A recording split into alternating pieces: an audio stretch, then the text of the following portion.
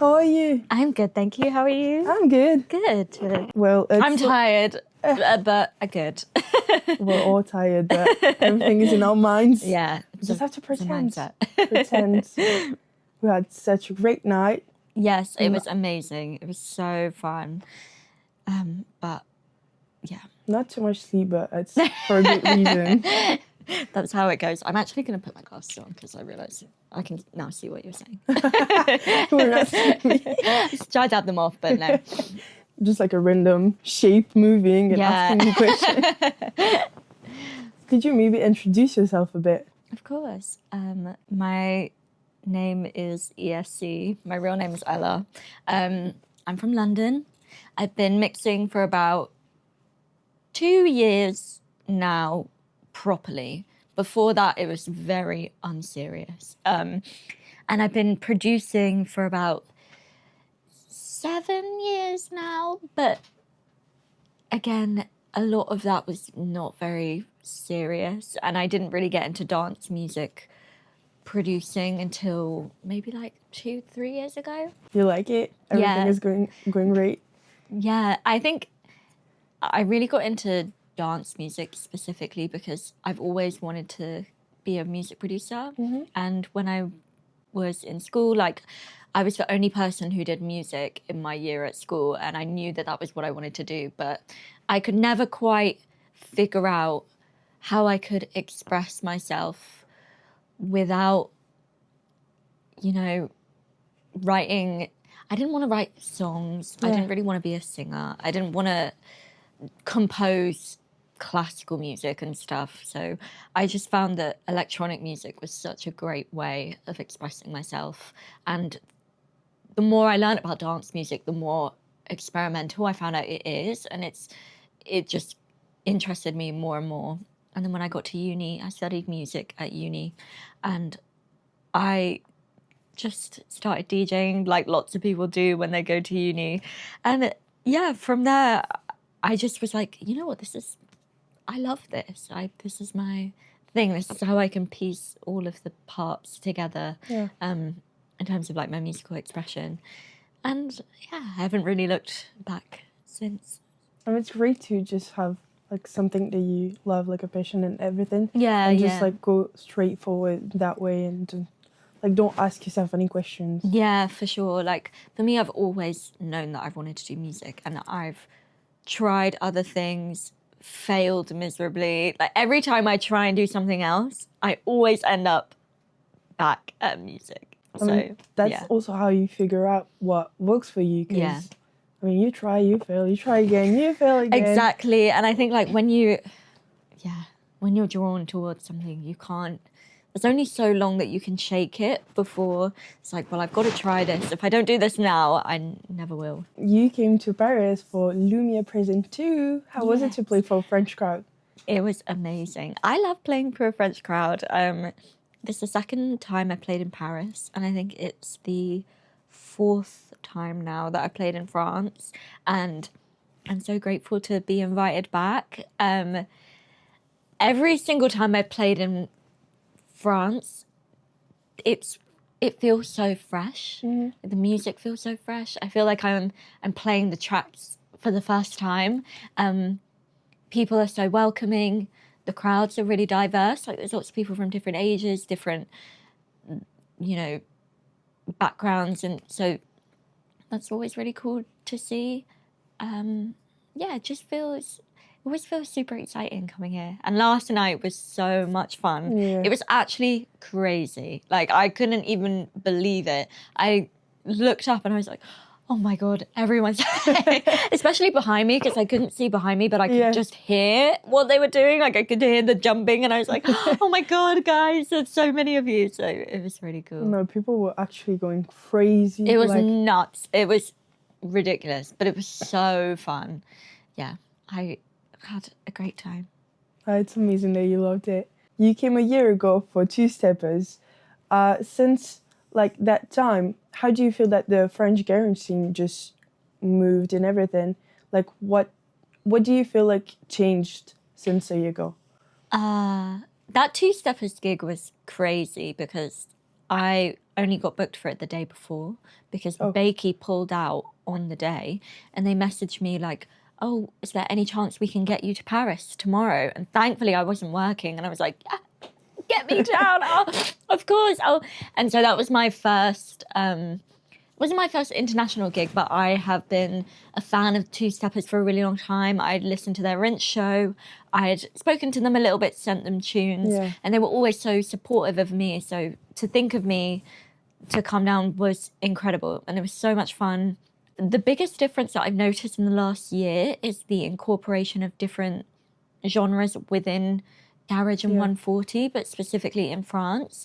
When I did the Two Steppers event, a lot of it was quite dark garage, but there were some old school elements. I think nowadays dubstep is really big as well, and that crossover between grime, dubstep, garage, having a set that's kind of fluid between those genres, I think people really like it here specifically. And that's what I really try to do. Like, I always incorporate a little bit of everything within a set, go between garage, go between 140, and yeah, so I think that's becoming more and more popular. I've noticed that more. Like when I did the Two Steppers event, I don't really think I played any 140 stuff. To be honest, I didn't really know what I was playing at that point. Like, I hadn't yet found my sound. Looking back, I probably would have done it a bit differently, but I think this time round, I knew exactly what I was doing. I knew I was on a mission. I had the brief. I knew it. I went in and I was like, I know exactly what I'm going to do. And yeah. And you just went for it. Yeah, that was probably the bassiest set I've done in a really long time. I was saying, like, I don't usually get a chance to go that crazy, even though it wasn't as crazy as probably some of these other like super bass heavy sets. But for me, it was a bit crazy. I was like, this is What are your inspirations when it comes to music? I love any sort of deep and dark sound. Anything that is a really kind of rolling, groovy, but also quite dark and sounds really fresh. That type of music really inspires me. Like, there are some artists that I've been following for a while, Mia Coden, Introspect. When I see people really doing their thing unapologetically, even like picking a niche and just going with that and not compromising on that, that is the most inspiring for me, because even if it's not what I want to do specifically, I appreciate it so much that they are just sticking to their guns and doing that. That's kind of what inspires me the most. Musically though, at the moment I'm really inspired by a lot of old school garage and like a lot of deeper dubstep stuff. I love how some of it's so simplistic, but it just is perfect and it meshes together so well. Like, sometimes I feel like I try and overcomplicate something, but it doesn't need to be. I just imagine a guy back in the day with a drum machine looping something and then adding 2 more instruments, and that's the whole track. Like, it doesn't need to be super complicated all the time, and that does inspire me a lot. Yeah, I feel like you should just go like wherever feels like right to you. Like, it's true that sometimes people can just tend to like act differently that they would if all of this was not filmed or anything. And just pretend like you're alone in your room, there's no one else around you. I feel like that's how you just vehiculate the best energy, actually. Yeah, definitely. That's something that I've had to really work on recently, is to block out the noise and think, what do I actually like? What is the music that I like? Because you have to be able to trust your own taste. And even if other people don't really like it, it doesn't matter, because I still like it. That's fine. And if you can't trust your own taste, you're going to really, I think as a DJ, it becomes a lot harder because instead of playing what you truly believe in and what you truly love, you are assuming what other people are gonna like, and it's not always right. Obviously you have to play to the crowd, but I think trusting your own taste and learning about music really is the main part of it. Like learning about the history behind the tracks that you are playing. Why do you like those? And that's kind of what makes you unique. Is there like a specific artist that's been blowing your mind lately? Yeah, I was going to say Introspect as well to that. She is incredible. She's just announced her album, which is going to be released on Temper, like one of the classic dubstep labels. And it's so inspiring to see the journey of someone who unapologetically loves their sound and is committed to taking such a classic old school sound but completely shaking it up and creating and just pioneering it forward. Is just so inspiring, and especially like to see a woman in dubstep and garage, it's just incredible to me, because I think some of it can feel so male dominated. Yeah. Especially in the more niche, not niche, but like the more underground stuff, it can feel really gate-kept and male dominated. But to see her break through it is really... And what I love about her music is it's never crazy drops. It's never this like big flashy drop. It's always very like hypnotic, dark grooves, and she does it so well, and I love that. I feel like it's so pleasant to see a girl go into a male-dominated section, whatever, field, and just smashing everything. I know. It honestly brings me so much joy. It's incredible to watch, because it can feel so scary. Yeah. Like it can feel like you'll never... No, it's a bit of an exaggeration, but sometimes it can feel like your goals are so far away, but they're never as far away as you think. Like I remember when I first started out DJing, and I loved EC2A. It was on my favorite label. They are the label that got me into the whole world of this all. Like I remember I went to one of my first garage gigs, and I was hearing all these dubs, and I was like, what is this? And I'd look it up, and it would be an EC2A dub.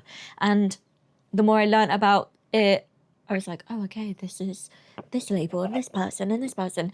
And I thought being involved in them was a dream that was so far away. I didn't realize that you're only like one DM away from these people, and really you're only maybe one video away from putting yourself out there.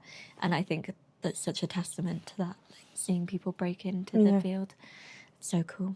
Talking about being like one comment away, one video away from something crazy. Sammy Virgie took you to his BBC Radio residency. How was it to like have such an opportunity? Like, how did you feel about that? It was really the most... Honestly, it was quite stressful. It was really insane. It was one of those things where I didn't want to tell anybody, because I thought it wasn't real. Like, I couldn't believe he had asked. He just DM'd me randomly one day, and I was on my way to work. I literally dropped my phone on the floor. I was like, because I hadn't spoken to him beforehand, but he had played a couple of my edits out, which was insane. And yeah, I hadn't really ever spoken to him. But then I saw he followed me one day, and I was like, ooh. Okay, Interesting. cool. And then he DM'd me, but there was no specific time. And then as it got closer to the time, he was like, oh, can you get it to me by next week? And I was like, oh my God, okay.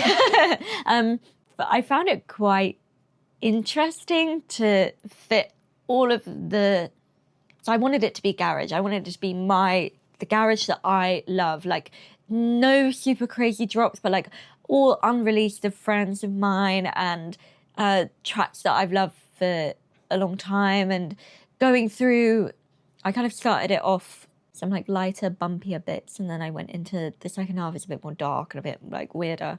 But making that cohesive into 30 minutes was really difficult. And I wanted to include some of my own stuff, but I didn't really, like the timing of it wasn't really, like I couldn't really get it in time. But yeah, it was really crazy. Because I couldn't really tell anyone. I was like, oh, I've got this secret I can't really say. But yeah, no, big up Sammy. And I got to meet him as well, which was really cool. I went to his show at Brixton Academy and I actually sat down and spoke to him about music and about, he had just done this massive headline show and it was incredible. And he's obviously amazing, but he is really creative. The way that he constructs his set and performs is so creative. I think he's just taken it to a level that no one else has really taken it before. To see him so in touch with the younger generation. I mean, I'm not that much younger than him, but he's obviously been doing it for a lot longer than I am.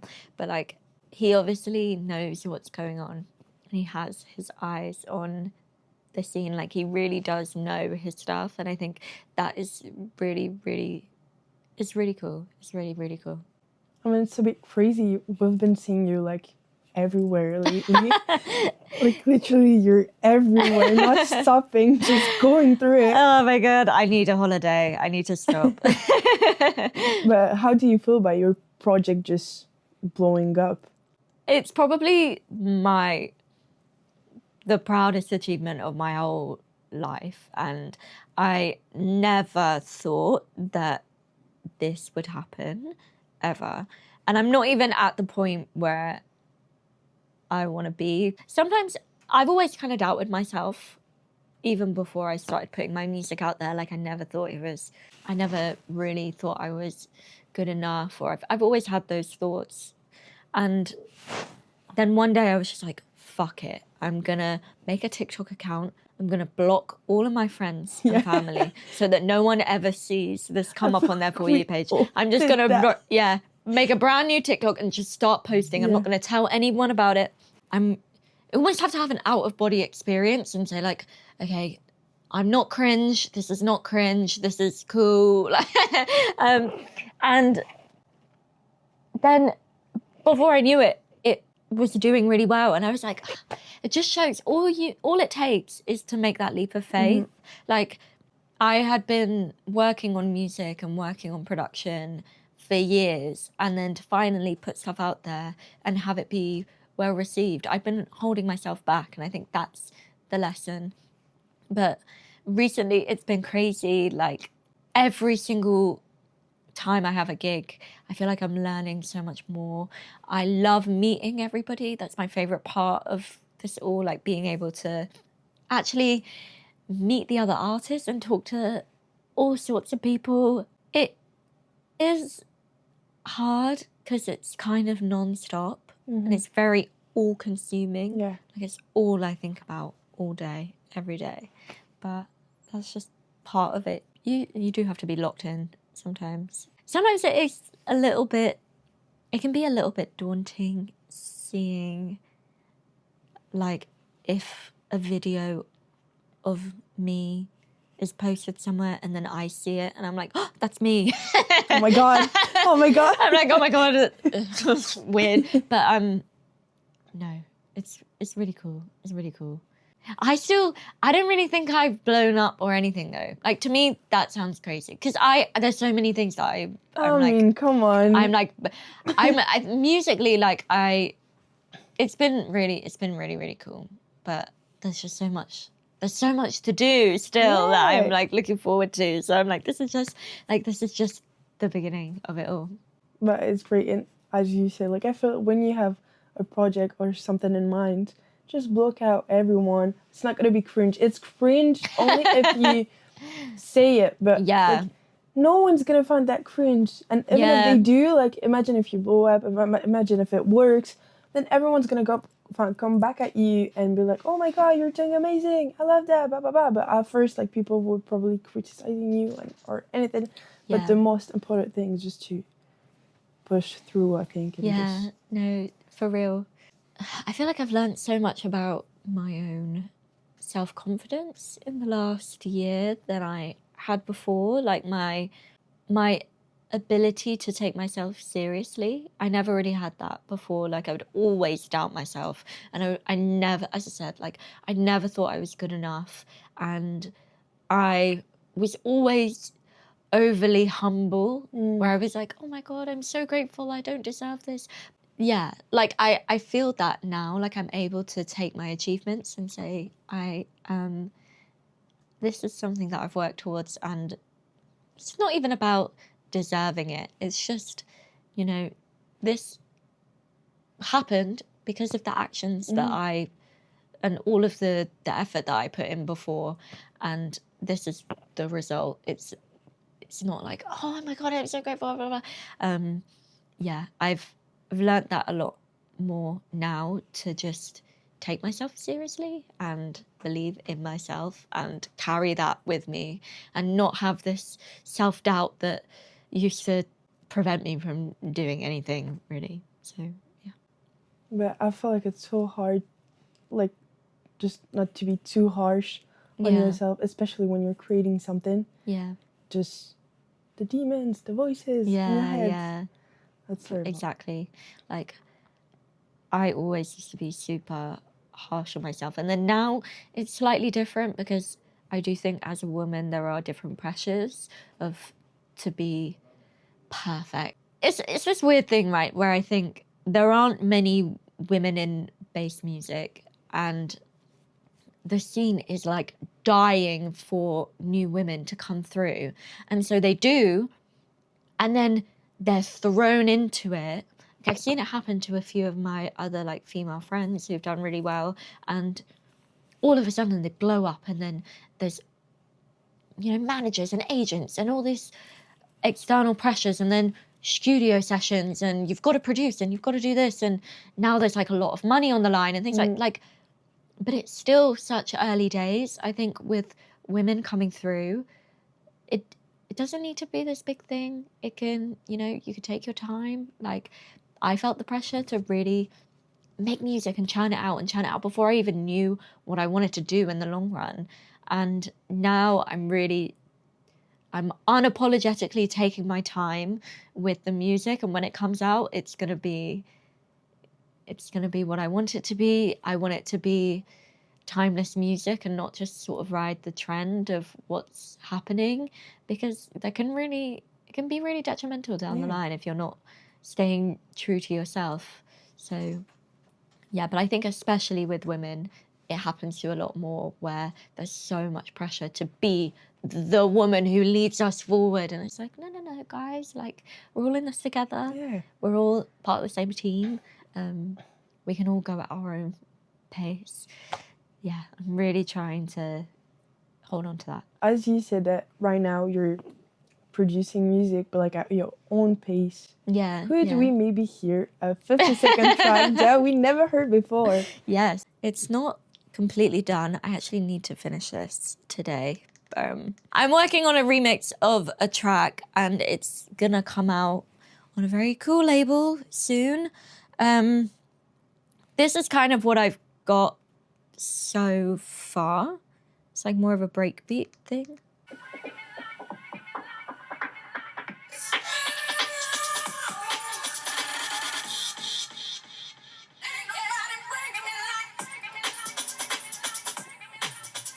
Oh, that's great.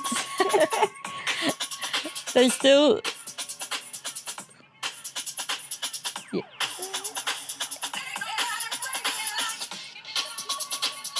Yeah, there's a few things I need to add to it, but that is kind of the gist of it. That's coming out soon. I need to finish that literally today and tomorrow.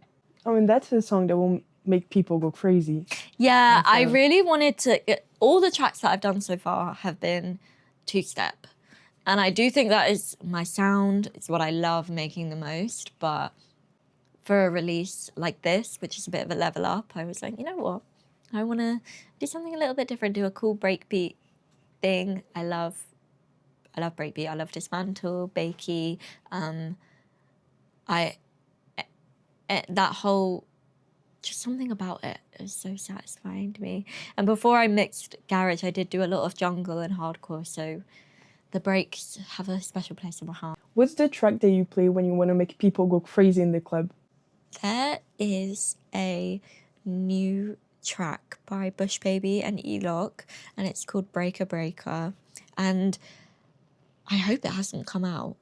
I think it's still unreleased, but when it comes out, it's going to be huge. Because every time I play it, it is incredible. It's got such a funky bass line. It's a 4x4 speed garage song, but it's got a little bit of a twist to it. It's just so catchy. The first time I heard it, I was like, this is going to be a hit.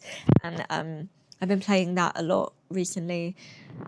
But a classic one, which I did play last night, is GITP by Chesco, which is an incredible 140 dubstep track. The bass is just louder than anything I've ever heard before. I played that yesterday as well, and it was crazy. And people went crazy yesterday. Yeah. Oh my God, that was mad. I was actually mad. Do you have any upcoming news for the rest of the year? Yes, I have some really cool things I'm working on. Gigs-wise, I'm so excited. I've got some really, really cool gigs coming up. There's, I'm playing Boomtown this year. I am playing a big festival in England, which hasn't been announced yet, but I'm really excited. I'm doing Outlook in Croatia, which is going to be a dream. Crazy. I'm going to be by the beach with my Aperol spirits, with my, dubstep in the background. That's the dream. I'm running my own little event. Obviously my DJ name's ESC, but it kind of looks like the escape key on the keyboard. So I'm doing like ESC Presents, escape rooms, and it's all of my, some of my best friends basically playing, all of my really good friends playing in a record shop in South London called Planet Wax. Oh, that's so cool. And it's actually on my birthday. Oh. So it's just going to be a great day from 3 till 9. I am excited because it's essentially just my birthday party. And I've got all of my favorite DJs. Yeah, got all my favorite DJs to play. It's a really tiny record shop. It's probably as big as this room, but it's such a vibe in there.